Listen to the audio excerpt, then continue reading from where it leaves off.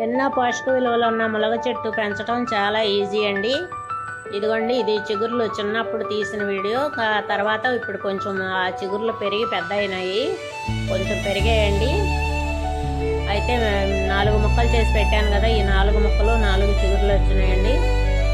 తర్వాత ఒకటి చచ్చిపోయింది, కానీ 3 అలాగే ఉన్నాయి. నేను ఇప్పుడు బియ్యం గోన్లోకి షిఫ్ట్ చేస్తున్నాను అనమాట. ఎందుకంటే కుండీలు ఏవి ఖాళీ లేవు, ఇందులోనే మరి పెద్ద అయిపోతే కష్టం కదా. నాకు వచ్చేది ఎండాకాలం, ఇప్పుడు ఏప్రిల్ నెల వస్తుందిగా, అందుకనే నేను ఇది మార్చేస్తున్నాను. బియ్యం గోన్లు అయితే మనం పీకటానికి ఎవరికన్నా ఇవ్వాలన్నా ఈజీగా ఉంటుందని దీనిలో పెడుతున్నానండి. ఈ అవసరం లేని కదా, ఊరికే గుచ్చాను కానీ బ్రతికాయి. ఎవరికన్నా కావాలని అడిగితే ఇస్తాను, అందుకనే ఇది సపరేట్ గోన్లో పెట్టుకుంటున్నాను.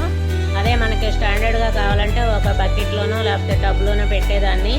ఆల్రెడీ నాకు 2 చెట్లు పెట్టాను కాబట్టి, కాయలు కాస్తున్నాయి కాబట్టి ఇంకా నాకు సరిపోతాయి. ఇలాగే ఎవరైనా కావాలనుకుంటే ఇలా పెంచుకోండి. డ్రమ్లో కానీ గ్రో బ్యాగ్లో కానీ దేనిలో అయినా పెరుగుతుందండి. నేలలో ఎంత పెరిగినట్టు పెద్దగా పెరగదు, కంగారు పడే అవసరం లేదు. చిన్నగా అందరూ నాటుకోండి. ములక్కాయ చాలా టేస్ట్గా ఉంది.